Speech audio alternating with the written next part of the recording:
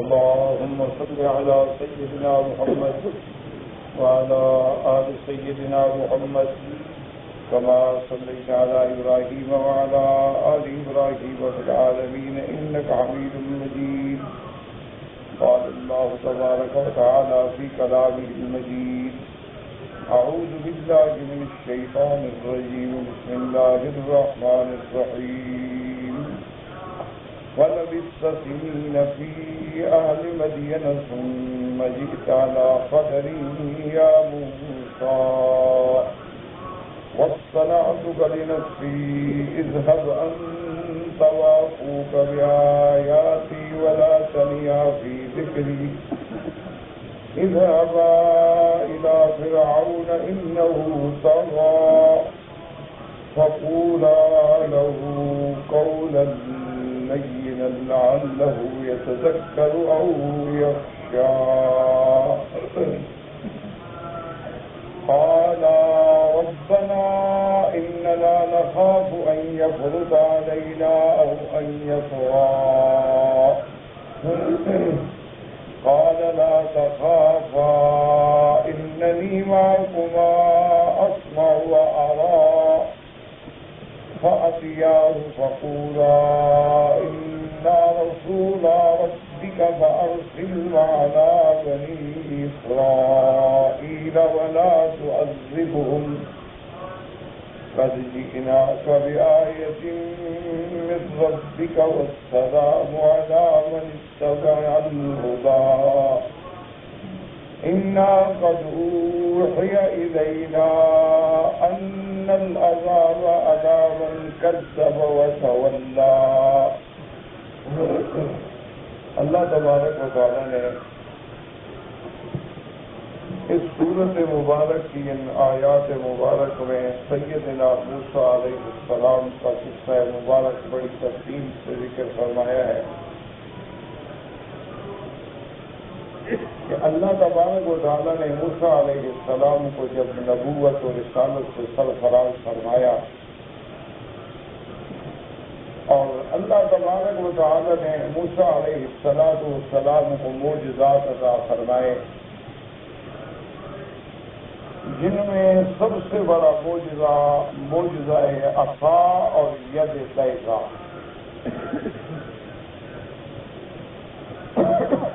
اس کے بعد سیدنا موسیٰ علیہ السلام نے اللہ سے دعائیں مانگی۔ سب سے پہلی دعا یہ مانگی کہ یا اللہ میرے سینے کو کھول دے تاکہ تیری وحی کو سمجھ سکوں، محفوظ کر سکوں، آگے پہنچا سکوں، اور اس کے ضمن میں جو تکلیفیں آئیں ان کو بھی برداشت کریں۔ وَيَسِّرْ لِي أَمْرِي، اور میرے اس کام کو آسان فرما دے۔ اور اس کے بعد دعا مانگی تھی کہ وَاحْلُلْ عُقْدَةً مِّن لِّسَانِي، یا اللہ میری زبان مبارک میں جو بندش ہے اس کو بھی کھول دے، یفقہوا قولی، تاکہ لوگ میری بات کو سمجھ سکیں۔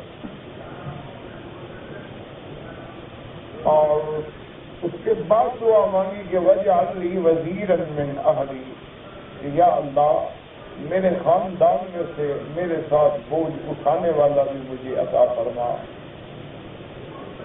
ہارون اخی، میرا بھائی ہارون علیہ السلام، اس کے ساتھ میرے بازو کو طاقت عطا فرما۔ اور دوسری جگہ قرآن میں بیان آتا ہے کہ حضرت موسیٰ علیہ السلام نے یہ بھی عرض کیا کہ یا اللہ ہوا افصح منی لسان، کہ حضرت ہارون جو ہے بڑے فصیح اللسان ہیں، تو ان کو بات سمجھانے میں اور آسانی ہوگی۔ اور دوسرا، جب ہم دو بھائی ہوں گے کہیں وہ سب سے حق کثیرا، پھر ہم تیری زیادہ سے زیادہ پاکی بیان کریں گے، وہ نذکرک کثیرا، اور تیری زیادہ سے زیادہ یاد کریں گے، یعنی تیرا ذکر زیادہ کریں گے۔ اسی لیے علماء نے استدلال فرمایا ہے کہ اللہ تبارک و تعالیٰ کی یہ حکمت ہے اور قرآن پاک کے کلام سے یہ مفہوم ہے کہ جب آدمی ماحول صاف ہو جائے تو پھر اللہ کا ذکر زیادہ ہوتا ہے۔ صحبت صالحین ہو، اللہ والوں کی صحبت ہو، تو آدمی کو ہر وقت پھر اللہ کی یاد رہے۔ اسی لیے علماء فرماتے ہیں کہ اللہ کے اولیاء جو ہیں، اولیاء اللہ جو ہیں، ان کی نشانی کیا ہے کہ اذا رؤوا ذکر اللہ، کہ جب آدمی ان کو دیکھے تو اللہ کی یاد آئے، یعنی اللہ کا ذکر کرے۔ اسی لیے ہمیں قرآن حکم دیتا ہے کہ کونوا مع الصادقین، سچے لوگوں کی صحبت اختیار کرو۔ اسی لیے حدیث مبارک میں بھی آتا ہے کہ اللہ کا ہاتھ جو ہے وہ جماعت سے ہوتا ہے، اور یہ بھی اللہ کی شان ہے کہ اپنی بھی جماعت ہے، قرآن پاک کے درس میں ہے، حدیث پاک کے درس میں ہے، اللہ کے ذکر میں ہے، تو صاف بات ہے کہ اس میں سے کوئی بھی تو اللہ والا ہوتا ہے۔ کوئی صحیح معنوں میں عقل حلال اور صدق کے مقال والا بندہ ہوتا ہے تو اس کی برکت سے اللہ باقی لوگوں پہ بھی رحمت فرما دی، تو جماعت میں ایک بہت بڑی برکت۔ اور اسی طرح اللہ تبارک و تعالیٰ نے پھر ارشاد فرمایا کہ موسیٰ علیہ السلام، جو آپ نے دعائیں مانگی ہم نے سب قبول فرمائیں، اور پھر صرف یہی دعائیں قبول نہیں فرمائی، ہم نے تو اس سے پہلے بھی آپ پر بڑے احسانات کیے ہیں۔ اور اسی طرح قرآن مقدس کے الفاظ میں یہ بھی اشارہ ملتا ہے کہ موسیٰ علیہ السلام پیدا ہونے سے لے کر آخر تک امتحانوں سے گزرتے آئے۔ سب سے پہلا امتحان اس وقت تھا کہ جب موسیٰ علیہ السلام کی پیدائش کا وقت آیا، یہ وہی سال تھا جس میں فرعون نے حکم دیا تھا کہ بچوں کو قتل کر دیا جائے۔ تو اب والدہ گھبرائیں تو اللہ نے وحی بھیجی کہ موسیٰ علیہ السلام کی اماں آپ ایسا کریں کہ انکت فیہ فی التابوت، موسیٰ علیہ السلام کو ایک صندوق میں بند کریں، فی الیم میں پھر اس صندوق کو دریا میں ڈالتے ہیں۔ پھر اللہ نے دریا کو حکم دیا کہ اس صندوق کو تم کنارے پہ نہ جاؤ، لیکن اس کنارے پہ پہنچاؤ جہاں فرعون کا گھر ہے۔ لفظ تو عام ہے بدیل کے الیم، وہ بھی ساحل کہ دریا جو ہے اس کو کنارے پہ ڈالے، لیکن آگے ہے یا خود ہو عدو لی و عدو اللہ، تاکہ موسیٰ علیہ السلام کو میرا بھی دشمن ان کا بھی دشمن جو ہے وہ لے دے، تو مانا ہے کہ وہاں پہنچے گا تو دشمن اٹھائے گا۔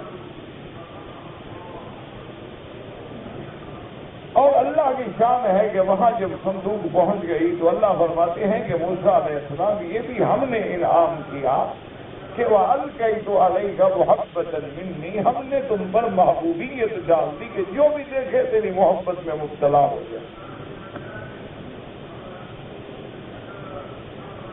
اسی لیے علماء نے فرمایا ہے کہ احادیث مبارک میں بھی آتا ہے کہ جب اللہ کسی کو اپنا محبوب بنا لیتے ہیں تو پھر لوگوں کے دلوں میں بھی محبت ڈال دیتے ہیں۔ یہی وجہ ہے کہ آج دیکھ لیں کہ صحابہ کا نام آئے تو ہم سب کہیں گے رضی اللہ عنہ، ائمہ محدثین، ائمہ فقہاء، ائمہ قراء، اولیاء اللہ، علماء امت، جب بھی نام آئے کہیں گے رحمت اللہ علیہ، حالانکہ ہم جانتے بھی نہیں، لیکن اللہ دلوں میں محبت ڈال دیتے ہیں کہ میرے ان بندوں کے لیے تم بھی دعا کرو۔ حتیٰ کہ ایک حدیث مبارک میں آتا ہے حتیٰ حیتان البحر، اللہ دریا کی مچھلیوں کے دل میں بھی محبت ڈال دیتے ہیں۔ وما ذلك على الله بعزیز، اور اللہ کے آگے کیا مشکل ہے؟ یونس علیہ السلام کے لیے مچھلی کے دل میں محبت نہیں ڈالی کہ میرے یونس کو اندر بند تو کر دو لیکن نقصان نہیں پہنچانا۔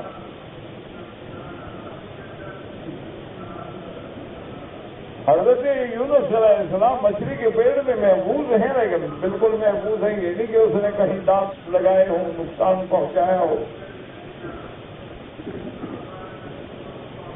تو حضرت موسیٰ علیہ السلام پہ بھی اللہ نے ایسی محبوبیت ڈالی کہ جب فرعون کی بیوی نے دیکھا، کنیزوں نے دیکھا، تو فوراً فرعون کی بیوی کہنے لگی قرۃ عین لی ولک، فرعون سے کہ یہ تو میری آنکھوں کی اور تمہاری آنکھوں کی ٹھنڈک ہے، عسیٰ ینفعنا، شاید اللہ اسی سے ہمیں نفع پہنچائے، او نتخذہ ولدا، یا ہم اس کو اپنا بیٹا بنا لیں۔ اللہ نے فرمایا وَهُمْ لَا يَشْعُرُونَ، جو بیٹا بنا رہے ہیں وہ جانتے نہیں کہ یہ کون ہے۔ تو سیدنا موسیٰ علیہ السلام پھر اس امتحان سے بھی گزرے۔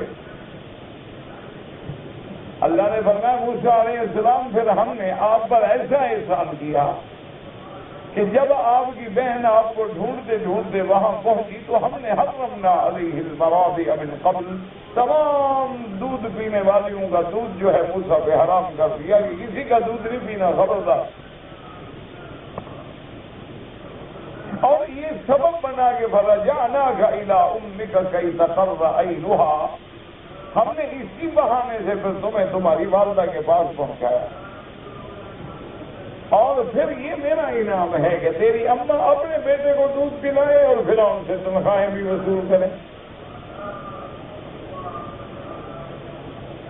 اور جب تم بڑے ہو جاؤ تو پھر ہم تمہیں فرعون کے گھر میں تربیت دیں۔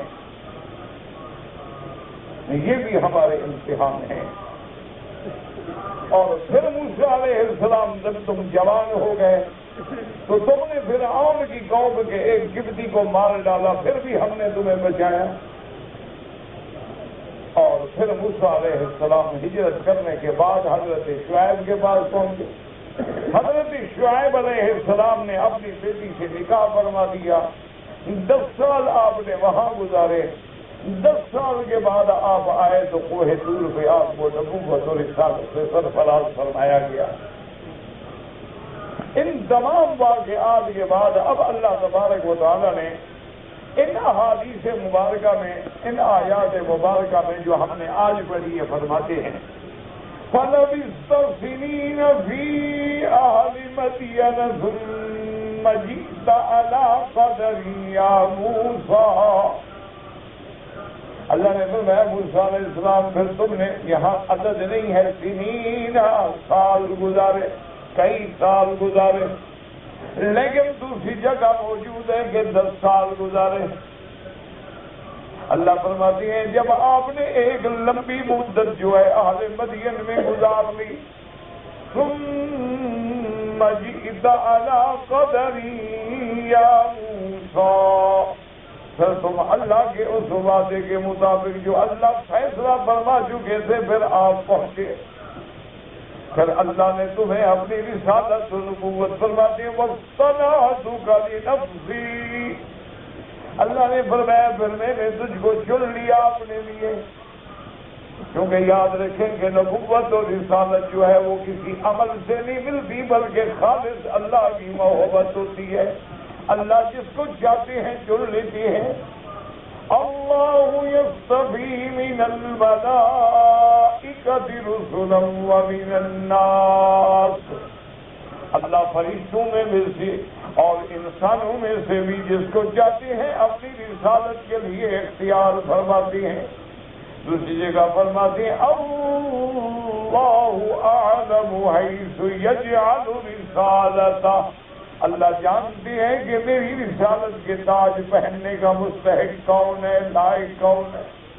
یاد رکھیں کہ آدمی بڑے سے بڑا عمل کر کے صدیقین میں تو پہنچ سکتا ہے، بڑے سے بڑا عمل کر کے اللہ کا ولی بن سکتا ہے، صالحین میں آ سکتا ہے، مقربین میں آ سکتا ہے، ابرار میں آ سکتا ہے، اخیار میں آ سکتا ہے، لیکن محنت سے یا عبادت سے نبی نہیں بن سکتا، رسول نہیں بن سکتا جب تک اللہ فیصلہ نہ فرمائے۔ تو اس لیے اللہ فرماتے ہیں کہ پھر ہم نے اپنے لیے تمہیں چن لیا اور رسول بنایا۔ وَاصْطَنَعْتُكَ لِنَفْسِي، اور پھر اللہ نے حکم دیا اذهب أنت وأخوك بآياتي ولا تنیا فی ذکری، اللہ نے فرمایا موسیٰ علیہ السلام آپ اور آپ کا بھائی دونوں جو ہیں میری آیات لے کے پہنچے اور میرے حکم میں، میرے فرمان میں دیر نہ کریں، تاخیر نہ کریں، میرے حکم کی فوراً تعمیل کریں۔ اذهبا إلى فرعون إنه طغى، اور تم دونوں جاؤ فرعون کے پاس، فرعون کو جا کے دعوت دو کیونکہ فرعون سرکش ہو گیا. طغا مانا جیسے آپ کہتے ہیں طغیان مانا حد سے نکل جانا. وہ حدود سے بڑھ گیا ہے, حدود سے نکل گیا, تجبر میں, تکبر میں, فساد میں, حتیٰ کہ نعوذ باللہ کہتا ہے انا ربکم الاعلی. جاؤ فرعون کے پاس, لیکن ساتھ حکم دیتی ہیں فقولا لہ قولا لینا لعلہ یتذکر, لعلہ یتذکر او یخشی. لیکن موسیٰ و ہارون جب فرعون کے پاس جاؤ اور دعوت دو تو نرم نرم طریقے سے بات کرنا, سخت بات نہ کرنا. اس لیے حکم ہے کہ جب عالم کسی کو دعوت دے, جب خطیب کسی کو دعوت دے, جب مبلغ تبلیغ کرے, جب دائی دعوت کا کام کرے تو بڑے علم سے, بڑے علم سے, بڑے حوصلے سے, بڑی حکمت سے اور بڑے نرمی سے بات کرے تاکہ سختی سے بات اثر نہیں کرتی. اسی لیے حضور پاک صلی اللہ علیہ وسلم نے فرمایا جب آپ نے صحابہ کو بھیجا یمن کی طرف, آپ نے فرمایا بشرا ولا تنفرا, ان لوگوں کو تم خوشخبری سنانا, اچھی اچھی باتیں بنانا, ان کو تم ایسی باتیں نہ کرنا کہ وہ دین سے نفرت سے مبتلا ہو جائیں. یسرا ولا تعسرا, دین کے آسان کام بتانا, یکدم ان کو کسی مشقت میں نہ ڈال دینا کہ وہ پریشان ہو جائیں. اس لیے ہمیشہ حکم ہے. لیکن کہ آپ اگر فوراً کسی آدمی کو کہہ دیں کہ تم گمراہ ہو اور تم ضال ہو اور تم مذل ہو اور تم کافر ہو اور تم بالکل پٹری سے ہٹے ہوئے ہو اور تمہارا باپ مشرک, تمہارا دادا مشرک ہو, کہ جاؤ دفاؤ, تو کون بات ہے؟ اس لیے حکم ہے ادعو الی سبیل ربک بالحکمت والموعظۃ الحسنہ, کہ جب کسی کو دعوت دو تو دانائی سے دعوت دو, مواعظ حسنہ سے دعوت دو, نرمی سے دعوت دو, سختی نہ کرو. اللہ حکم دیتے ہیں کہ فرعون سے بھی سختی نہ کرو, یہ جائے کہ ہم مسلمانوں سے سختی کریں. خدا ایک آدمی ہے, اگر وہ بیچارہ کسی کام کو نہیں جانتا, نماز پڑھنا نہیں جانتا, طواف کرنا نہیں جانتا, عمرہ کرنا نہیں جانتا, صفا مروا دوڑنا نہیں جانتا, وضو کرنا نہیں جانتا, تو بڑے محبت سے اور بڑے پیار سے اس کو سمجھانے کی کوشش کریں. اور اللہ کی شان ہے کہ جب آدمی محبت سے بات کرتا ہے وہ بات دلوں میں اتر جاتی ہے. اس لیے اللہ نے خود اپنے نبی امام الانبیاء والمرسلین سید الاولین والآخرین حضرت محمد مصطفیٰ کو فرمایا کہ میرا مدنی, یہ میرا کرم ہے کہ میں نے تمہیں بڑے نرم دل والا بنایا. وَلَوْ كُنْتَ فَظًّا غَلِيظَ الْقَلْبِ لَانفَضُّوا مِنْ حَوْلِكَ, اگر آپ سخت دل ہوتے, اگر آپ شدید زبان رکھنے والے ہوتے تو یہ آپ کے پروانے جو آپ کے گرد جان نثار کرنے والے ہیں یہ سب بھاگ جاتے. زبان کی تاثیر جو ہے نا وہ اثر کرتی ہے. یہی وجہ ہے میرے عزیز کہ آج ہر محلے میں مسجدیں الگ بن گئی. یہی وجہ ہے کہ آج ایک شہر میں مسلمانوں کی کئی جماعتیں بن گئی, کئی فرقے بن گئے, کئی پارٹیاں بن گئی, ایک دوسرے کی مسجدوں میں داخلے بند ہو گئے, ایک دوسرے کی مسجدوں میں نمازیں بند ہو گئی, ایک دوسرے کی عبادات میں شریک ہونا بند ہو گیا. وجہ کیا ہے کہ وہ زبانوں میں سختی آ گئی, دلوں میں سختی آ گئی, اور مقصد اپنی دکانداری چمکانا ہو گیا, اللہ کی رضا حاصل کرنا ہی نہ. یعنی آپ یقین کریں, آپ پوچھ لیں کہ آج سے 70-80 سال پہلے ہندو, مسلمان, سکھ سب تقریبات میں اکٹھے ہیں, دعوتوں میں اکٹھے ہیں, خوشی غمی میں اکٹھے ہیں. مسلمانوں کی شادی ہے اور ہندو کام کر رہے ہیں, ہندو کی شادی ہے مسلمان کام کر رہے ہیں. اور ایک ہندو کی بیٹی رخصت ہو رہی ہے تو مسلمان ایسے رخصت کریں جیسے ان کی بیٹی رخصت ہو رہی ہے. اور کوئی مسلمان بیٹی رخصت ہو رہی ہے تو ہندو اور سکھ ہو رہے ہیں کہ ہماری بیٹی آج گھر سے جا رہی ہے. یعنی اس قدر آپس میں محبتیں اور اس قدر الفتیں تھیں، اس قدر پیار تھا کہ کوئی فرقہ بندی نہیں، کوئی جماعت نہیں، کوئی خلاف نہیں۔ ہم جب بالکل ابھی یعنی 6-7 سال کی عمر میں ہوتے تھے، ہمیں یاد ہے کہ ہمارے مسجدوں میں والد صاحب رحمۃ اللہ علیہ کا دور تھا، تو تمام علاقے کے لوگ سب نماز وہیں پڑھ رہے ہیں، عیدین والد صاحب کے پیچھے پڑھتے ہیں، جمعہ والد صاحب کے پیچھے پڑھتے ہیں۔ ہم نے کبھی سنا ہی نہیں تھا کہ کوئی جھگڑا ہو، ہمیں کوئی اختلاف سنا ہی نہیں کیا۔ ہم نے دیکھا کوئی آدمی، بعد میں دیکھا تو کئی پارٹیاں نکل آئی۔ اب جناب ہر کسی کا جھنڈا بھی الگ ہے اور ڈنڈا بھی الگ ہے اور مسجد بھی الگ ہے اور لباس بھی الگ ہے، اب تو پگڑیاں بھی الگ ہیں۔ انا للہ و انا الیہ راجعون۔ دیکھو نا میرے عزیز، اگر آپ اللہ کے دین کا کام کرنا چاہتے ہیں، ایک مسجد موجود ہے اسی کو آباد کرو، ایک مدرسہ موجود ہے اسی کو آباد کرو، اس میں 10 کمرے ہیں 20 بنا دو، مسجد چھوٹی ہے بڑا کر دو، مسجد میں پرچیاں ہیں قالینیں بچھا دو، مسجد میں گرمی ہے پنکھے لگوا دو، پنکھے سے گزر نہیں ہوتا کولر لگوا دو، پانی کا انتظام نہیں ہے نل لگوا دو، وضو کی جگہ نہیں ہے وضو خانے بنوا دو۔ کہ نہیں، یہ اپنی مسجد، اس کی اپنی مسجد، ہر آدمی نے 1.5 اینٹ کی مسجد بنائی ہوئی ہے۔ مسجد تو بنا دی شب بھر میں ایمان کی حرارت والوں نے، من اپنا پرانا باقی ہے، برسوں سے نمازی بن نہ سکا۔ اب دیکھیں کہ سامنے فرعون ہے اور اللہ جانتے ہیں کہ فرعون مسلمان نہیں ہوگا۔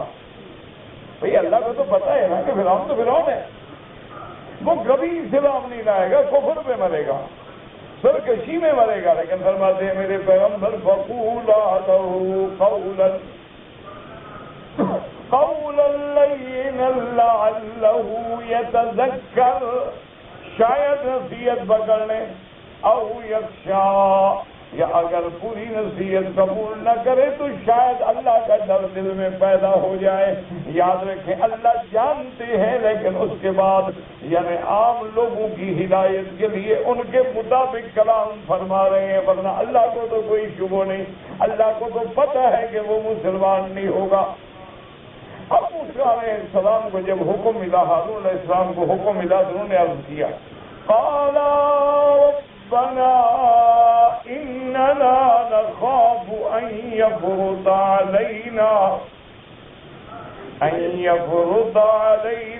او ان يطغى۔ موسیٰ علیہ السلام اور ہارون نے عرض کیا کہ اے ہمارے رب، ہم ڈرتے ہیں، اننا نخاف ان يفرط علينا، کہ وہ حد سے بڑھ جائے ہمارے اوپر، زیادتی کر بیٹھے یا زیادتی سے بھی آگے بڑھ جائے سرکشی میں، ہمیں نقصان پہنچائے۔ جیسے دوسری جگہ قرآن پاک نے وضاحت فرما دی کہ موسیٰ علیہ السلام نے عرض کیا یا اللہ کہ میں ڈرتا ہوں، انی قتلت منہم نفسا فاخاف ان یقتلون، میرا اللہ میں نے ان کا ایک بندہ مارا تھا، قبطی میرے ہاتھ سے مر گیا تھا، میں ڈرتا ہوں کہ اسی جرم میں مجھے قتل نہ کر دیں، کہ میری بات تو بعد میں اب جاتے گرفتار کر دے اور اسے جیل میں ڈالتے اور قتل کر دے، میری بات سنیں گے۔ تو میرا اللہ یہ ہمیں ڈر ہے۔ لیکن ابو مفسرین فرماتے ہیں کہ اللہ کے پیغمبروں نے کیسے کہا کہ ہم ڈرتے ہیں، جبکہ اللہ انہیں پہلے حکم دے دیا تھا کہ میرے پیغمبر، اللہ نے فرما دیا تھا کہ موسیٰ اور ہارون علیہ السلام آپ جائیں فرعون کے پاس اور وہ آپ کا کچھ بھی نہیں بگاڑ سکتا۔ لیکن پھر کہنا کہ ہم ڈرتے ہیں، اس کا کیا مطلب؟ اللہ نے جب آپ کو معجزات عطا فرما دیے، اللہ نے آپ کو معجزۂ عصا عطا فرما دیا، ید بیضا عطا فرما دیا، تو پھر پیغمبروں کا کہنا کہ اللہ ہم ڈرتے ہیں، تو اس لیے علماء نے جواب دیا ہے کہ یاد رکھو، ایک ہے انسان کے اندر طبعی اور فطری طور پہ خوف، یہ طبیعت انسانی کا تقاضا ہے، آدمی جائے جس مقام پہ بھی پہنچ جائے لیکن یہ ڈر ہوتا ہے۔ یہ علامات بشریت میں ہے، علامات انسانیت میں ہے کہ انسان جائے کتنے مقام پہ پہنچ جائے، نبوت کے مقام پہ پہنچ جائے لیکن خوف رہے گا۔ اب دیکھیں کہ میرے مدنی محمد مصطفیٰ صلی اللہ علیہ وسلم کے دل میں اگر خوف نہیں تو مدینے کے باہر خندق کھدوانے کے لیے اتنی محنت کا کیا فائدہ کہ پوری خندق کھدوائی جا رہی ہے، صحابہ کام کر رہے ہیں، حضور کام کر رہے ہیں، پتھروں کو کھودا جا رہا ہے۔ تو یہ فطرت انسانی ہے اور اس کے مطابق آپ کو انتظام کرنا ہوتا ہے۔ اب دیکھیں سیدنا ابراہیم علیہ السلام کے پاس جب آپ کے پاس مہمان آئے، مہمانوں کے لیے گھر گئے، گھر جا کے بچڑا ذبح کیا، بھونا، تیار کیا، آگے رکھا، حکم دیا کہ بسم اللہ کھاؤ۔ اب وہ بیٹھے ہیں نہیں کھاتے۔ ابراہیم علیہ السلام نے فرمایا الا تأکلون، میں کیوں نہیں کھاتے ہو؟ کیوں؟ اب وہ ابراہیم علیہ السلام دل میں ڈر گئے، فوجد فی نفسہ خیفۃ کہ یہ کیا وجہ ہے؟ بھئی کھانا نہ کھانا جو ہے معلوم ہوتا ہے پھر دشمن ہے۔ کوئی کسی کے گھر میں آئے، آدمی گھر میں کھانا پیش کرے پھر وہ نہ کھانا چاہے، صاف ظاہر ہے کہ وہ دوست نہیں ہے۔ اس کے بعد انہوں نے کہا کہ حضرت ابراہیم مہربانی کریں، آپ نہ ڈریں، اِنَّا رُسُلُ رَبِّكَ، ہم تیرے اللہ کے فرشتے ہیں، پیغام لے کے آئے ہیں، تمہیں خوشخبری دینے آئے ہیں، فَبَشَّرُوهُ بِغُلَامٍ عَلِيمٍ، اللہ تمہیں بڑے علم والا، حوصلے والا، شان والا بچہ دے۔ آپ نہ ڈرے، اب تو فرشتے ہیں، فرشتے کھانا تھوڑا چاہتے۔ تو اب ابراہیم علیہ السلام بھی ڈر گئے۔ تو یہ فطری بات ہے، طبیعتی طبعی تقاضا ہے جو انسان سے کسی حال میں جدا نہیں ہو سکتا۔ اس لیے حضرت موسیٰ علیہ السلام کا ڈرنا جو ہے یہ فطری تقاضا ہے، یہ نعوذ باللہ اللہ کے حکم کی کوئی مخالفت نہیں۔ قال لا تخافا اننی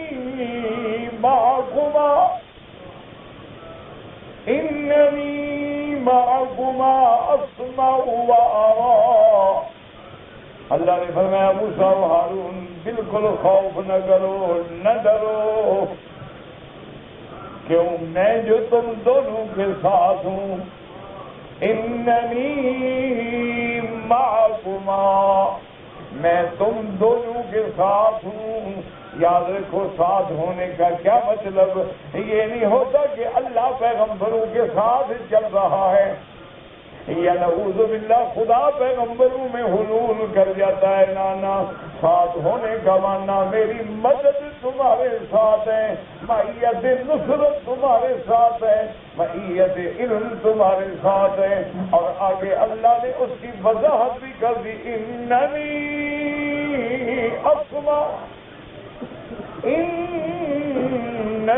اسمع و ارى، میں عرش پہ ہوں لیکن سب سنتا ہوں، جانتا ہوں، دیکھتا ہوں، سب کچھ میرے سامنے ہے۔ گھبراتے کیوں ہو؟ تمہارا ایک ایک قدم میرے سامنے ہے، فرعون کے پاس جانا میرے سامنے ہے، اگر فرعون کوئی زیادتی کرے میرے سامنے ہے، اور میری مدد میری نصرت جو تمہارے ساتھ ہے، پھر ڈرنے کا کیا معنی؟ یہ معنی ہوتا ہے اللہ کے ساتھ ہونے کا۔ یاد قرآن میں آتا ہے نا، وَهُوَ مَعَكُمْ أَيْنَمَا كُنتُمْ، تم جہاں ہو اللہ تمہارے ساتھ ہیں۔ اور کہیں قرآن کہتا ہے مجھے پکارو، نَحْنُ أَقْرَبُ إِلَيْهِ مِنْ حَبْلِ الْوَرِيدِ، میں تمہاری شاہ رگ سے بھی زیادہ تمہارے قریب ہوں۔ لیکن بعض جاہل لوگ جو ہیں اسی میں دھوکے میں پڑ گئے کہ خدا بندے میں نعوذ باللہ داخل ہو جاتا ہے، حلول کر جاتا ہے، ظاہر میں تو بندہ ہوتا ہے، اندر میں خدا ہوتا ہے۔ اس طرح لوگ گمراہ ہو گئے، یہ معنی نہیں ہوتا خاص ہونے کا، معنی ہر چیز میرے علم میں ہے، جب میرے علم میں ہے اور میرے حکم کے بغیر کوئی پتا حرکت نہیں کر سکتا تو میری معیت تمہارے ساتھ ہے، معیت نصرت تمہارے ساتھ۔ اور جب بندہ پکارتا ہے، مکے میں پکارے، مدینے میں پکارے، غاروں میں پکارے، پہاڑوں میں پکارے، دریاؤں میں پکارے، جب میں سب سن رہا ہوں تو تمہارے قریب ہوں، ورنہ اللہ کا مقام عرش اعلیٰ ہے جیسا اس کی شان کو زیبا ہے۔ اس لیے میں قال لا تخافا، مسار مت کرو، اننی معکما اسمع وارا۔ اور یاد رکھو قرآن میں دو لفظ آتے ہیں، لا تخافا، لا تخف، اور ایک لفظ ہوتا ہے لا تحزن کہ ڈر نہ کرو، ایک ہوتا ہے غم نہ کرو۔ یاد رکھو دونوں میں ایک فرق ہے۔ خوف وہ ہوتا ہے جب بندے کو اپنی ذات کے لیے ڈر ہو، جیسے موسیٰ علیہ السلام کو اللہ نے حکم دیا کہ قال القھا یا موسیٰ، جو ہاتھ میں لکڑی ہے ڈالو زمین پہ، فَأَلْقَاهَا فَإِذَا هِيَ حَيَّةٌ تَسْعَىٰ، جب آپ نے لکڑی ڈالی تو سانپ بن کے تیز دوڑنے لگا۔ قَالَ خُذْهَا وَلَا تَخَفْ، پکڑ لو ڈرو نہیں۔ اب موسیٰ علیہ السلام کو اپنا ڈر ہے کہ میں پکڑوں تو کہیں سانپ ڈس نہ لے، لفظ ہے لا تخف، یہاں لفظ لا تحزن نہیں، جیسے یہاں ہے لا تخافا، تم دونوں اپنے لیے نہ ڈرو، میں بھی تمہارے ساتھ ہوں۔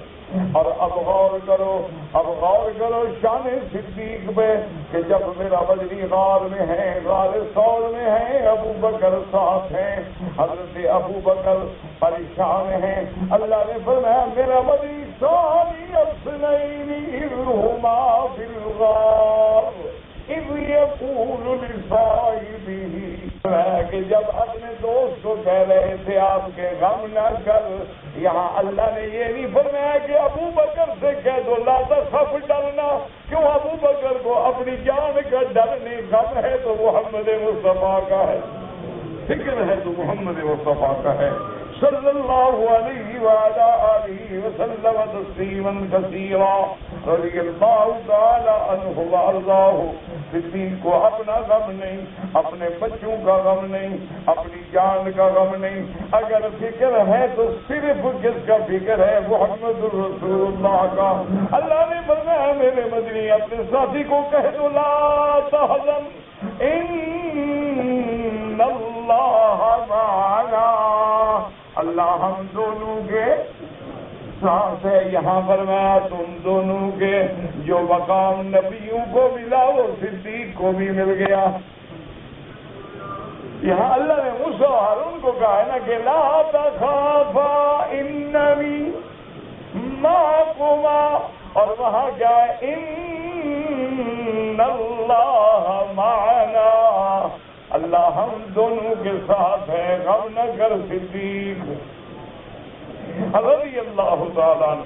اب جناب فَأْتِيَاهُ فَقُولَا، آؤ پھر ان کے پاس ان کو بتلاؤ، اِنَّا رَسُولَ رَبِّكَ، ہم تیرے رب کے بھیجے ہوئے قاصد ہیں، فَأَرْسِلْ مَعَنَا بَنِي إِسْرَائِيلَ وَلَا تُعَذِّبْهُمْ قد جئناك بآية من ربك والسلام على من اتبع الهدى۔ اللہ نے فرمایا کہ موسیٰ و ہارون آگے اس کو کہو کہ ہمیں اللہ نے بھیجا ہے، اور یہ ہے کہ بنو اسرائیل کو بھی چھوڑ دو، قید کر رکھا ہے۔ اس لیے علماء فرماتی ہیں کہ نبی کا مقام صرف توحید اور رسالت کا سمجھانا نہیں ہوتا، بلکہ امت کو عذابوں سے چھڑانا بھی ہوتا ہے، کہ اگر امت عذاب میں مبتلا ہے تو ان کے بھی علاج کرے نا، صرف دعوت تو نہ دے۔ اس لیے جہاں موسیٰ علیہ السلام کو توحید کی دعوت کا حکم ملا، وہاں یہ بھی حکم ملا کہ اپنی قوم کی مدد کرو، مظلومین کی مدد کرو، مستضعفین کی مدد کرو، بنو اسرائیل کی مدد کرو جو ظلم کی چکی میں پھنس رہے ہیں۔ ارسل معنا بنی ولا تعذبهم، اور خبردار اب ان کو تکلیف نہ دو، عذاب نہ دو۔ اچھا اب دلیل کیا؟ قد جئناک بآیۃ من ربک، ہم نشانی کے ساتھ آئے ہیں، ایسے نہیں آئے، ہمارے پاس دلیل ہے اپنی نبوت و صداقت کی۔ اسی لیے قرآن دوسری مقام پہ فرماتے ہیں کہ جب موسیٰ علیہ السلام نے آ کے دعوت دی، جب موسیٰ علیہ السلام نے دعوت دی اور ساتھ یہ بھی حکم دیا کہ بنی اسرائیل پہ ظلم بند کرو اور ان مظلومین کو تم چھوڑ دو اپنے عذاب سے، تو فرعون حیران ہو کے کہنے لگا اچھا بڑی بات ہے بھائی، کوئی نشانی ہے تمہارے پاس کہ تم اللہ کے بھیجے ہوئے ہو؟ ہمیں کیا پتا کہ تمہیں اللہ نے بھیجا ہے؟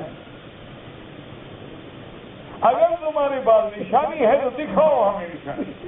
اور یہاں قرآن کہتا ہے کہ موسیٰ علیہ السلام نے کہا کہ ہم نشانی لائے ہیں، صاف بات ہے، دونوں باتیں ہیں۔ وَالسَّلَامُ عَلَىٰ مَنِ اتَّبَعَ الْهُدَىٰ، اور یہ بھی یاد رکھ لو کہ سلامتی ان لوگوں کے لیے ہے، اس شخص کے لیے ہے جو اللہ کی ہدایت پہ چلتا ہے۔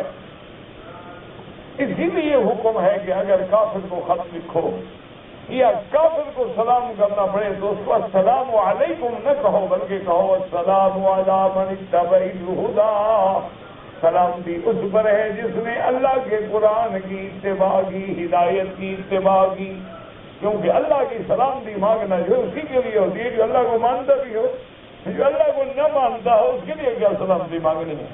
اس لیے ایک دفعہ میرے مدنی سرکار سیدہ عائشہ صدیقہ رضی اللہ تعالی عنہا کے پاس بیٹھے ہیں، ایک یہودی گزرا، اس نے کہا السلام علیکم، جلدی سے سرکار السلام علیکم۔ اچھا لفظ سلام جو ہے سلامتی، لام نکال دو تو مانا موت، السلام علیکم، یعنی اس بدبخت نے کہا کہ تم دونوں مرو، بغض ہے نہیں ہوتی ہے، لیکن جلدی جلدی کہا کہ سمجھے یہ کہ سلام کر رہا ہے۔ بی بی عائشہ نے سمجھ لیا، غصہ آ گیا، فرمایا وعلیک السلام واللعنۃ، اللہ تجھ پہ موت، تجھ پہ لعنت، تجھ پہ غضب ڈالے۔ حضور نے فرمایا عائشہ کیا کر رہی؟ اور نے فرمایا عرض کیا رسول اللہ ما سمعت، آپ نے نہیں سنا اس بدبخت نے کیا کہا؟ میرے محبوب کے لیے موت مانگے اور میں خاموش رہوں؟ حضور نے فرمایا میں نے تو کہہ دیا تھا فعلیک، تو جو اس نے ہم نے ہمارے لیے مانگا ہم نے اس پہ لوٹا دیا، اور زیادہ بات کہنے کی کیا ضرورت ہے؟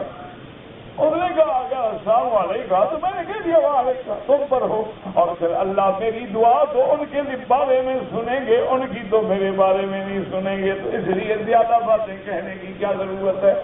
اس لیے حکم ہے کہ کبھی کافر کو سلام نہ کرے، اور اگر کرنا پڑے تو پھر اس انداز میں سلام کریں کہ والسلام علی من اتبع الہدیٰ، یہ السلام علیکم یہ مسلمانوں کا تحیہ ہے، زندگی میں بھی مرنے کے بعد بھی، اگر زندہ ہیں تب بھی کہو السلام علیکم، اگر مر جائیں قبرستان سے گزرو تب بھی کہو السلام علیکم، یا دار قوم مؤمنین انا انشاء اللہ بکم لاحقون انتم السابقون ونحن الاثر، تو ان کے لیے دعائے مغفرت بھی کرو۔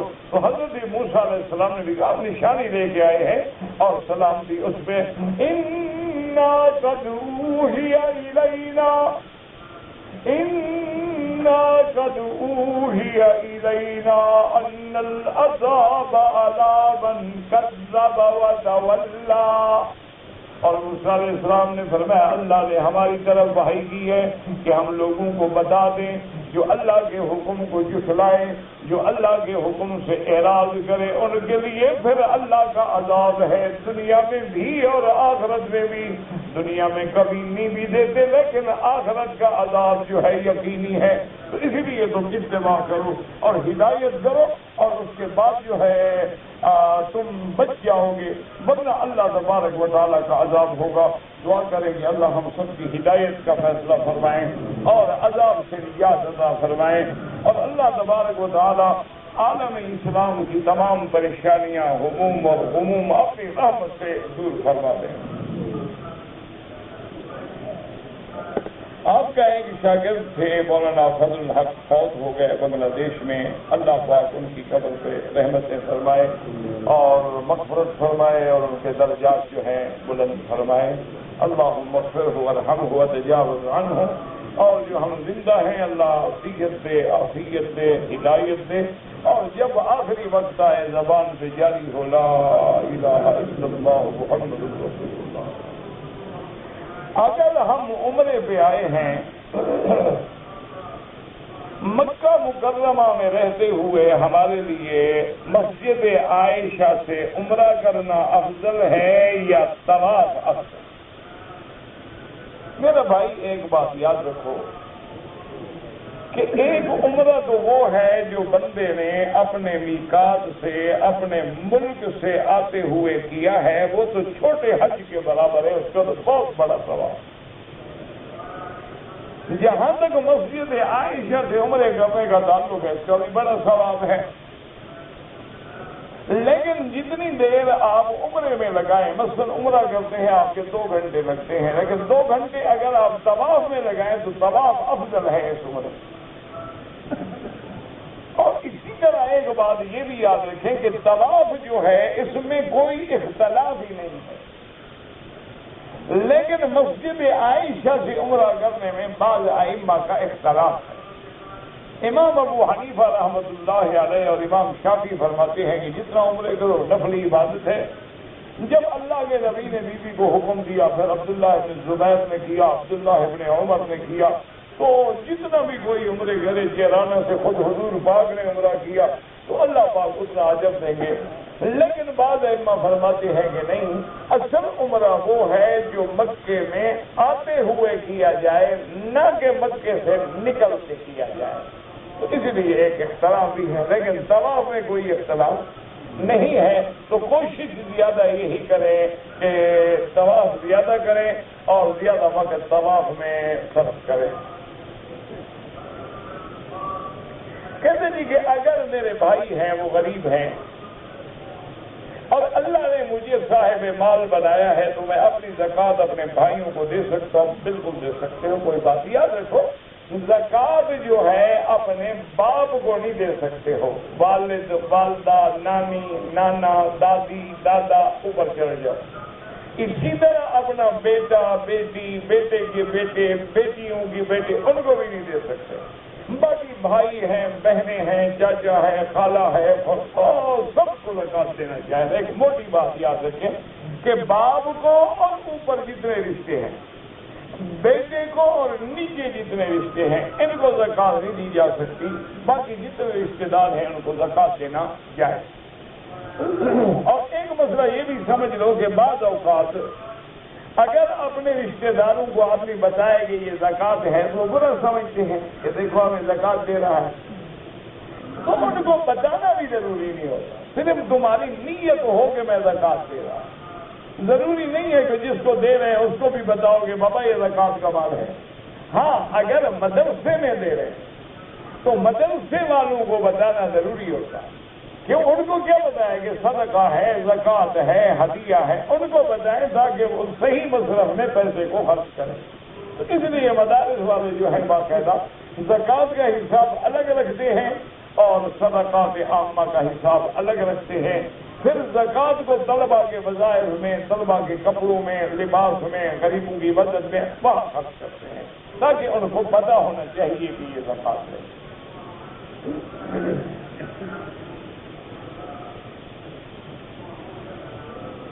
کہتے جی کہ جمعہ کی نماز سے پہلے جو 4 سنتیں ہیں، امام ابو حنیفہ رحمۃ اللہ علیہ کے نزدیک سنت مؤکدہ ہے۔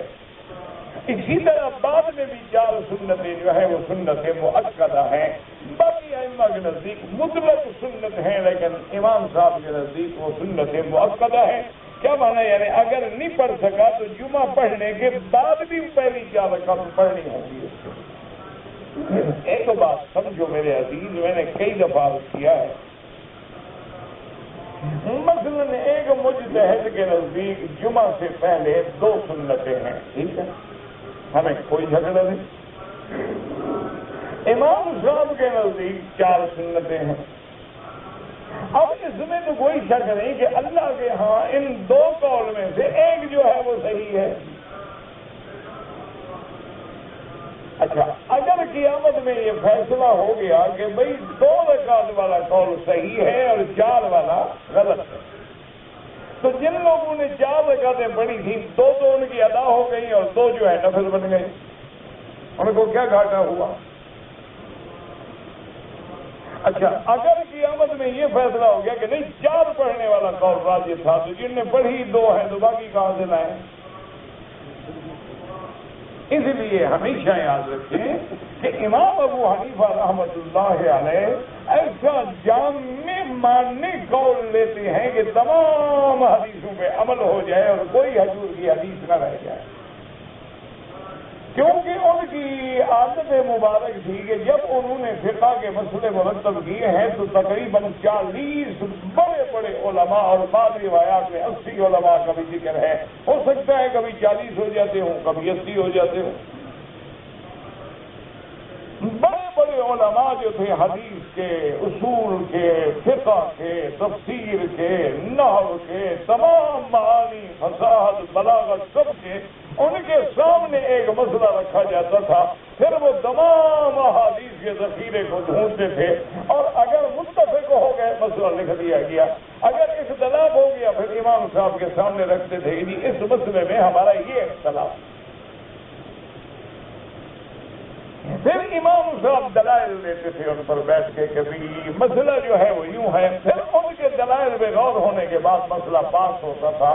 اس طرح امت کو انہوں نے 13 لاکھ مسئلہ مرتب کر کے دیا ہے. اللہ ان کی قبروں پہ کروڑ رحمتیں فرمائے. اب دیکھو نا مثال کے طور پہ ابھی رمضان المبارک آ رہا ہے، دعا کریں اللہ ہمیں نصیب فرمائے. اللہم بلغنا رمضان کما بلغتنا شعبان، یا اللہ ہمیں رمضان بھی نصیب فرما جیسے شعبان نصیب فرمایا، اور اللہ ہمیں رمضان میں ہمت، قوت، طاقت دے صحیح معنی میں عبادت کے لیے، اپنی رضا کے لیے، اخلاص کے لیے. اب بیماریوں سے بچا اور پورے اخلاص سے اپنی رضا حاصل کرنے کی توفیق عطا فرما. اب دیکھو رمضان کا مہینہ مثلاً آ رہا، اب اس میں ہمارے بعض بھائی جو ہیں اپنی مسجدوں میں 8 رکعت تراویح پڑھتے ہیں، کوئی جھگڑا کوئی بات لاکھ دفعہ پڑھے. ان کے بعد بھی ایک حدیث رسول اللہ ہے جن میں 8 کا ذکر ہے.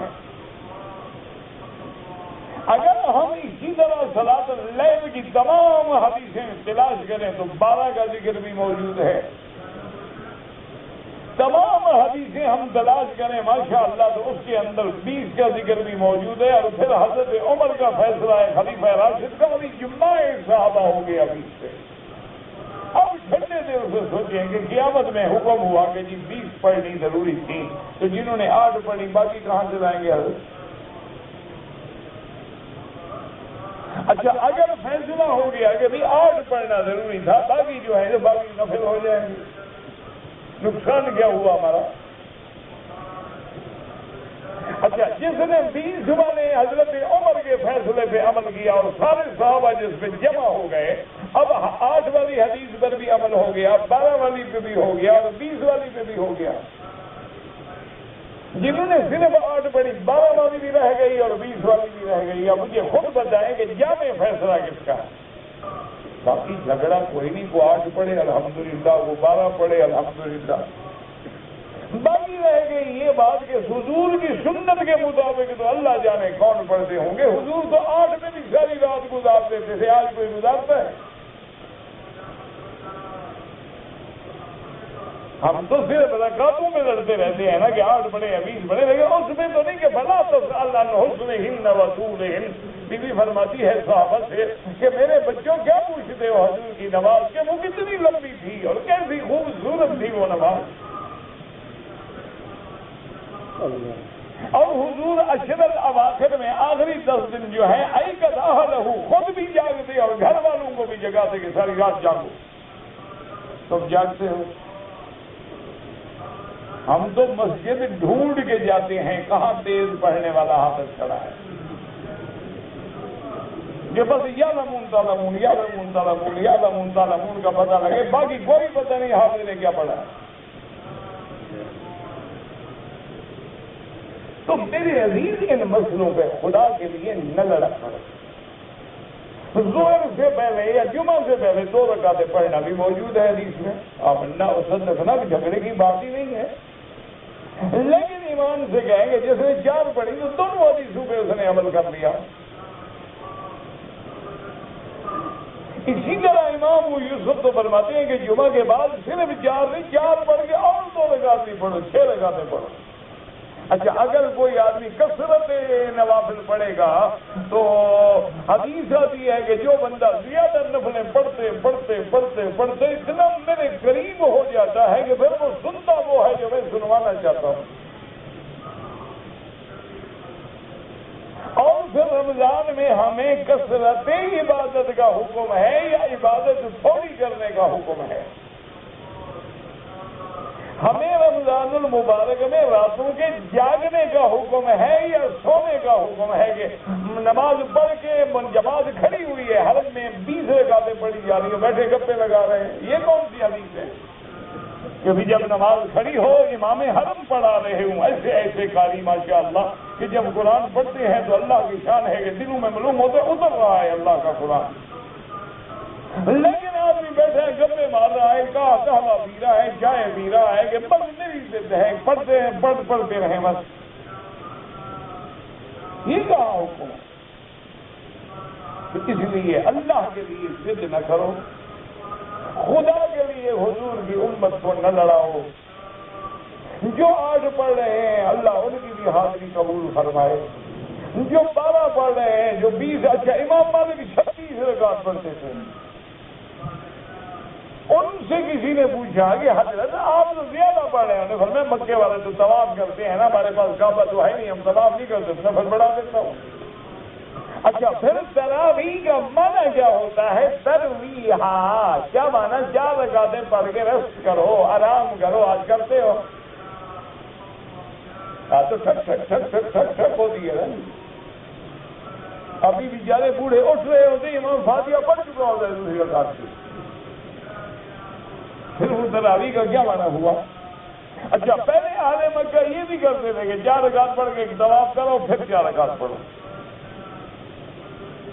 کثرت عبادت ہے, اللہ قبول فرمائے. جنہوں نے یہ محنتیں کی ہیں وہی مقام ولایت پہ پہنچے ہیں نا, جو صرف بحث میں الجھے رہے ان کو کچھ بھی نہیں ملا. مقام ولایت انہی کو ملا ہے. حتیٰ کہ امام ابو حنیفہ جب فوت ہو گئے تو ساتھ کے ہمسائے, سامنے ایک گھر میں ہمسایا تھا, اس کی ایک 7-8 سال کی بچی تھی, تو وہ اپنے باپ سے کہنے لگی کہ ابا جانا بچہ اس چھت پہ ایک ستون ہوتا تھا وہ گر گیا. سر کوئی ستون نہیں, انہوں نے کہا میں روز دیکھتی تھی رات کو ایک ستون کھڑا تھا. انہوں نے کہا امام ابو حنیفہ نفلیں پڑھتے تھے, ساری رات کھڑے رہتے تھے نفلوں میں. تو بچی بیچاری سمجھتی نہیں ستون کھڑا ہوا ہے. کتنے صحابہ ہیں جن لوگوں نے ساری رات تلاوت میں گزارا ہے. حضور صلی اللہ علیہ وسلم نے ایک آیت میں ساری رات گزار دی, ان تعذبهم فإنهم عبادك وإن تغفر لهم فإنك أنت العزيز الحكيم. اور ہم امت کو یہی مشورہ دیں کہ شارٹ کٹ کرو, امت کو پہلے نماز نہیں پڑھتی. اگر آپ اس کو شارٹ کٹ بتانا شروع کریں گے انشاءاللہ فی امان اللہ ہو جائیں گے, فکر نہ کرو تم. کہتے جی کہ عورت اپنے محرم کے ساتھ عمرے پہ آئی ہے, کیا طواف اکیلا کر سکتی ہے؟ ہاں بالکل کر سکتی ہے. اب یہ تھوڑا ہے کہ جب نماز پڑھنے لگے محرم کو ہاتھ پکڑ کے نماز پڑھے, طواف بھی نماز کے حکم میں ہے. دیکھو جی مسئلہ پوچھے تو طواف میں بھی ڈر رہے ہیں, اور نہ پوچھے تو سارا دن بازار میں پھرتی ہیں, وہ کوئی مسئلہ نہیں پوچھتا. حاجی ہے ڈرنے پہ آئے تو طواف عورت اکیلا کر سکتی ہے, بھی بازار میں جا سکتی ہے. لڑکا لڑکی دونوں شادی شدہ زنا کریں تو شریعت میں ان کی سزا رجم ہے, باقی تم ان کو سزا نہیں دے سکتے, شریعت کی حکومت سزا دے گی. اگر نہیں ہے بچ گئے, اللہ جانے, اللہ کا کام جانے. نور کے ساتھ جو اشارہ ہے وہاں سے نہیں عمرہ ہوتا, وہ حد حرم ہے, وہاں سیدھا آپ آگے جائیں گے جیرانا کی مسجد سے جا کے عمرہ باندھیں گے حد حرم کے باہر. جبل نور تو حرم میں ہے. نے شادی کر کے سعودی عرب میں آ گیا, اس نے 2 سال بعد بیوی کو طلاق دے دیا, پھر گھر گیا, گھر میں اس نے ذکر نہیں کیا. میرا بھائی بات یہ ہے کہ طلاق 1 دیا 2 دیا 3 دیا، کیا پتا مجھے. اچھا طلاق دیا، پھر طلاق دینے کے کتنے عرصے بعد گھر گیا؟ اگر 1 طلاق دیا تھا، عدت باقی تھی، گھر چلا گیا، میاں بیوی مل گئے، کوئی حد نہیں، ٹھیک ہو گیا، کوئی ضرورت ہی نہیں نکاح کی، طلاق رجعی ہے. اگر عدت گزر گئی تھی تو پھر ملنا ناجائز ہے جب تک کہ دوبارہ نکاح نہ کرے. تو مسئلے کا جب تک وضاحت نہ ہو آدمی کیا بتا سکتا ہے. کہتے ہیں جی کہ بعض لوگ کہتے ہیں کہ داڑھی رکھنا جو ہے حدیث سے ثابت نہیں. انا للہ و انا الیہ راجعون. بس یہی کہہ سکتے ہیں جب حضور نے فرمایا اوفوا اللحى وقصوا الشوارب، صرف قولی حدیث نہیں، قولی بھی ہے، فعلی بھی ہے، اور فعل انبیاء والمرسلین بھی ہے. ابھی اگر نہیں ہے تو پھر اللہ ہی ہے. حضور کا حکم ہے، امر ہے، اوفوا اللحى، داڑھی بڑھاؤ اور مجھے کٹاؤ. اور قرآن کہتا ہے کہ جو میرا رسول حکم دے وہ میرا حکم ہے. کیسے کہتے ہو قرآن حدیث میں نہیں ہے؟ ایک مسئلہ سمجھ لو، ایک ہے داڑھی منڈانا اور ایک ہے داڑھی کا انکار کرنا. انکار کرنے سے آدمی کافر ہو جاتے. نکاح بھی دوبارہ کرو، کلمہ شریف پڑھو اور نکاح بھی دوبارہ کرو اپنا.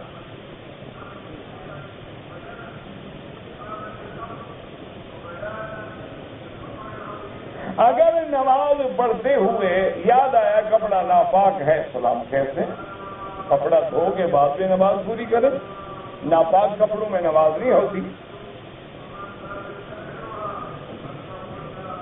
مکے میں ہو یا مدینے میں ہو، عمرے والے مسافر ہیں جب تک وہ نماز قصر پڑھیں گے. جہاں بھی ہے، راستے میں ہے، مکے میں ہے، مدینے میں ہے، نماز قصر ہوگی. اگر کوئی آدمی 15 دن ٹھہرنے کی نیت سے آیا کہ میں مکے میں 15 دن ٹھہروں گا، پھر مسافر نہیں ہے، نماز پوری پڑے گا.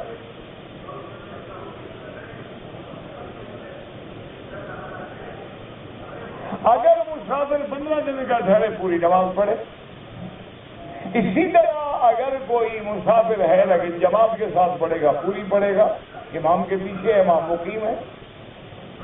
ہم لوگ ڈیوٹی کے سلسلے میں جدہ اور طائف آتے ہیں. گاڑی ہمیں سرکاری ملی ہوئی ہے. اگر اسی میں ہم عمرہ بھی کر لیں تو اپنے مینیجر سے، مدیر سے پوچھ لو کہ بھئی ہم راستے سے گزرتے ہیں، ہمیں موقع ملے تو ہم عمرہ کر لیں اسی گاڑی پہ. اجازت دے ٹھیک ہے، ورنہ نہیں. وہ سرکاری ڈیوٹی کے لیے ہے، عمرے کے لیے تو نہیں ہے. اللہ کا ذکر کرنے کے لیے تسبیح رکھنا ضروری ہے؟ کوئی ضروری نہیں. اللہ کا ذکر بغیر عدد کے کریں، انگلیوں پہ کریں. لیکن یہ ایک قسم کا آلت ذکر ہے. مانا کوئی آلہ ہو نا، جیسے اب نماز میں سپیکر رکھتے ہیں، یہ بھی تو کوئی حدیث میں ثابت نہیں، نہ حضور نے رکھا نہ صحابہ نے رکھا. لیکن آلت صوت ہے کہ دوسروں کو آواز پہنچائی جاتی ہے. وہ بھی ایک آلت ذکر ہے. ہاتھ میں ہو تو بندہ شرم کر کے کچھ نہ کچھ ذکر کر لیتا ہے، بات یاد آ جاتی ہے. رکھ کے آ جاؤ تو کچھ بھی نہیں ہوتا. ورنہ کوئی ضروری نہیں آپ انگلیوں میں کریں. جو الصلاۃ والسلام علیہ یا رسول اللہ نماز کے بعد یا اذان سے پہلے یا بعد، وہ بدعت ہے. بچی اور بچے کی شادی کا اسلام میں کیا طریقہ ہے؟ نکاح کرو، والدین ولی ہوں، گواہ ہوں، خطبہ ہو، نکاح ہو گیا، یہی شادی ہے. اور شوہر جو ہے شادی کے بعد دوستوں کو ولیمہ کھلا دے، دعوت کرے. کہتے ہیں جی کہ ہمارے ہاں جب نماز جنازہ پڑھ لیتے ہیں، میت کے گرد دائرہ بنا کے کھڑے ہوتے ہیں. حافظ قرآن جو ہے قرآن کو بوسہ دیتے ہیں، لوگوں کو پیسے دیتے ہیں، میٹھی چیزیں تقسیم کرتے ہیں. خالص بدعت ہے، بالکل ناجائز ہے. حتیم کو ہجر اسماعیل کیوں کہتے ہیں؟ حضرت اسماعیل یہاں عبادت فرماتے تھے. قبر میں جانا جو ہے زیارت کرنا بالکل جائز ہے. قبروں والوں کے لیے قرآن پڑھے وہ بھی جائز ہے. لیکن یہ جو کرائے والے بٹھاتے ہیں نا، قبر پہ بٹھا کے پڑھاتے ہیں، یہ ناجائز ہے. نماز سے پہلے جو نیت کرتے ہیں، نیت دل میں ہوتی ہے. دیکھیں نا، اب ہم نے مغرب پڑھ لی، کس نماز کے لیے کھڑے ہیں؟ یہی نیت ہے تو کھڑے ہیں. پھر زبان سے کہنا ضروری نہیں ہوتا. زبان سے استحضار ہوتا ہے کہ بس ہمیں یاد آ جائے کہ ہم کیا کر رہے ہیں، ورنہ اصل مقام نیت جو ہے وہ دل ہے. اگر بندہ مر جائے تو جنازے کے علاوہ کیا کریں؟ قبر میں دفن کریں، اس کے لیے دعا کریں مغفرت کی، 3 دن کے لیے شرعاً اس کا سوگ ہے۔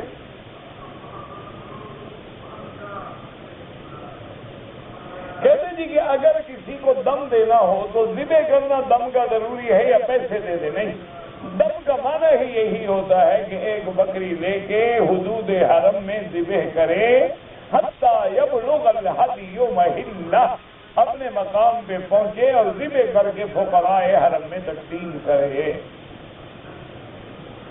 اور سورۃ الکہف جو ہے جمعہ کے سارا دن، ہاں سارے دن میں جب چاہیں پڑھ لیں، کوئی بات نہیں، اللہ تبارک و تعالیٰ اس کے لیے قیامت میں نور عطا فرمائیں گے۔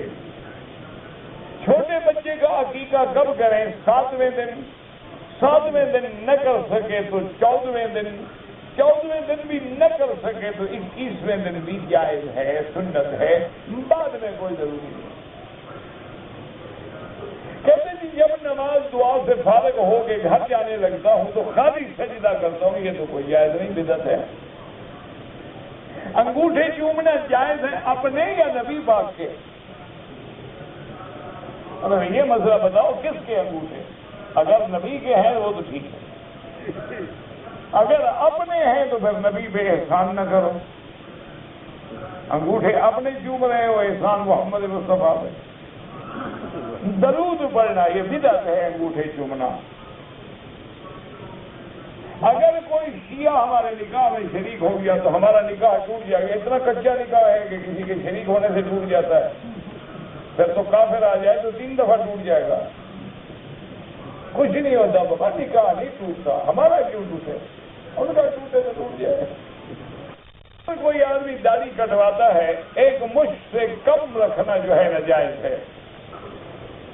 اگر کسی نے اپنی بیوی سے حالت حیض میں جماع کیا، گناہ گار ہے، توبہ کرے اور صدقہ و خیرات کرے اور آئندہ ایسی حرکت سے باز آ جائے، کیونکہ اللہ کے قرآن میں یہ مسئلہ ہے، فَاعْتَزِلُوا النِّسَاءَ فِي الْمَحِيضِ کہ حیض میں عورتوں سے دور رہو، فَلَا تَقْرَبُوهُنَّ حَتَّىٰ يَطْهُرْنَ۔ یہ داڑھی رکھنے کے خلاف ہے۔ آپ اس کمپنی کے بارے میں لکھ کے یہاں اطلاع دے دیں، دیکھیں کتنے دن چلتی ہے کمپنی۔ آپ لکھ کے مجھے دے دیں تو آدمی گواہی بنا، لکھ کر اس پر کہ فلاں کمپنی کے فلاں آدمی نے ہمیں یہ حکم دیا ہے۔ یا جہاں بھی آپ امر بالمعروف کا دفتر ہو وہاں جا کے چلے جائیں، جان آدمی کی یہ کمپنی کہتی ہے داڑھی نہ رکھو۔